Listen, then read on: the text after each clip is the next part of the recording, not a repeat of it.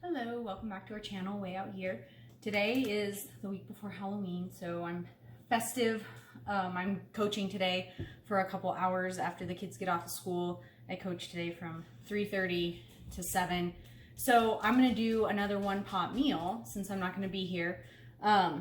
We're actually gonna make a tomato soup out of our tomatoes that we currently have ripening on our counter. So this year, unfortunately, we have a lot, but we didn't get enough that were ripe that we can can them because they're all still green. Not all, but a lot of them are still green. So what I like to do is like a one pot crock pot tomato soup with my typical famous organic coconut milk. So full fat, unsweetened coconut milk because our daughter's dairy free. So what I have here is, let me turn this around and I'll show you. So what's in here is leftover tomato soup, and these are our garden tomatoes. This is from last week. I made this last week. We've been eating on it for a little while. So I'm just going to use this and add to it, if that makes any sense. That way we don't waste this, and we've got some tomatoes, you can see over here, that are ripe enough to use and put in here, and then these are still ripening.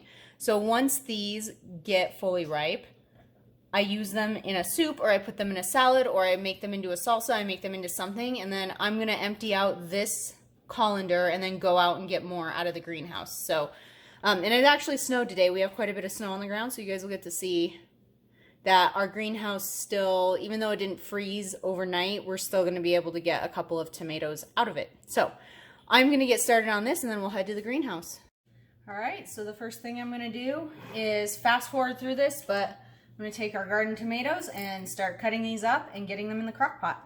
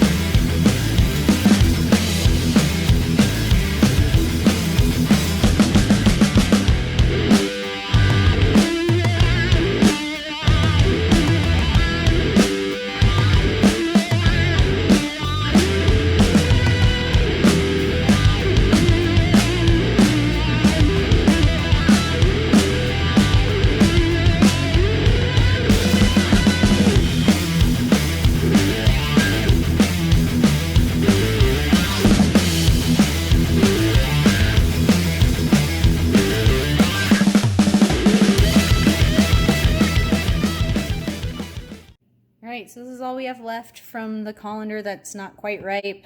This one may not make it. It looks like it got a little bit of some frostbite on it, but then we still got this. I could dig in here, see if there's any in here that need to be used, but I don't think there are. So what I'm going to do is take my empty colander now, and we're going to go to the greenhouse and get more of these guys. Alright, so we're headed down to get some tomatoes. Check on the ducks while I'm out here, looking good. So it's barely freezing. It's like 32 degrees. So let's hope everything looks good in here. Okay, not too bad. Definitely some of these are frozen though. Alright, so as you can see, the tomato plants are dead. They've been dead for a while, so this is not new. But the tomatoes still, and that one's got a bad spot, but it still looks good. These are good, they're not frozen. So I come out here as we use up our other ones, and I just start picking tomatoes and hopefully get what we can and save what we can. So if they're still attached to the vine, they seem like they're all right still. Like, these don't look horrible, they're just not ripe yet. Let's just pull them off. Alright. Let's see, we've got a couple down here that are actually more yellow. So I like to take the ones that at least have some color, like a little yellow, as opposed to like this one that's green. I don't know, it's hard to see in this light, but this one's got more color as far as it's further along in the ripening process. And I just find that they ripen a little bit better in your house this way. Unfortunately, these heirlooms are not very good, which is sad because those are my favorite ones, actually. I love heirloom tomatoes. They just have the best flavor to me. Let's see.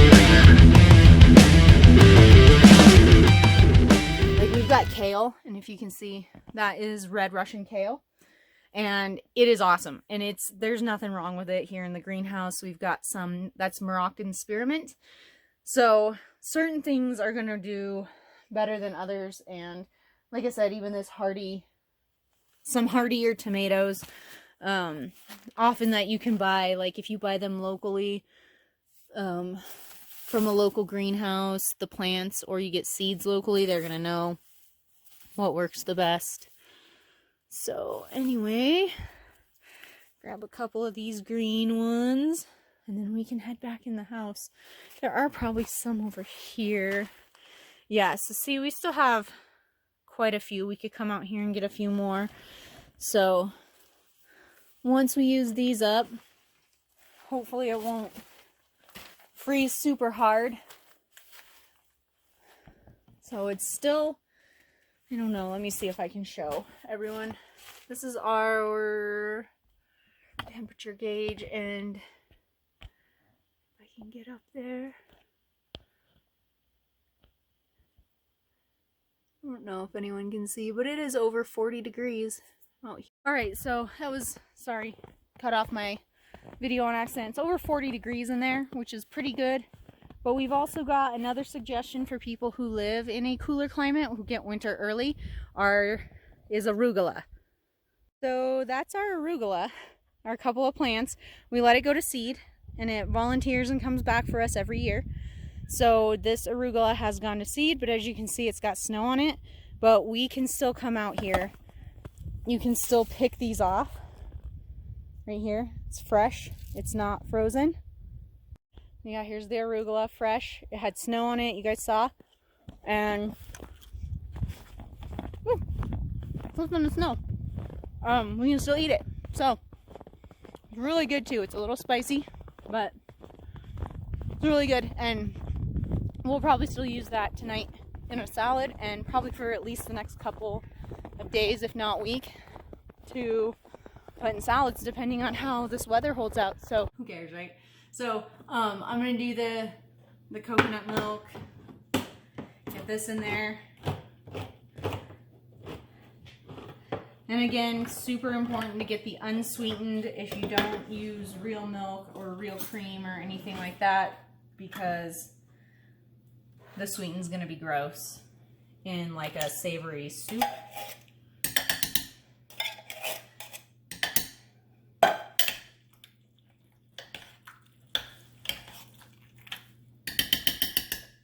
All right, now let me show you what we got. So this is what we've got with a little bit of leftover and a bunch of our homegrown tomatoes and the coconut milk. So now I'm gonna put some onions, garlic, and some basil. So the basil is gonna come from my herb garden. So unfortunately, we don't have that much basil. I've been using it a lot. Used some last week. So I'm gonna throw some parsley in here too from the herb garden. I'm just gonna chop this all up. Put that in there and get some onions and garlic.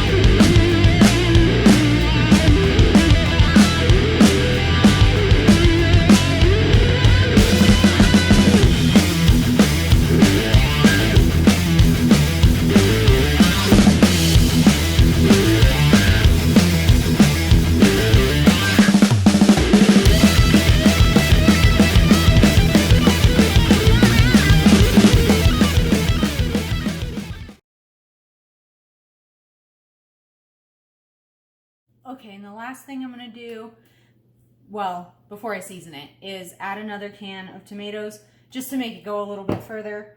I don't know how much they're gonna eat tonight. I never know, but it's always better to have leftovers, I guess, than to not make enough. And put that in there, stir it up.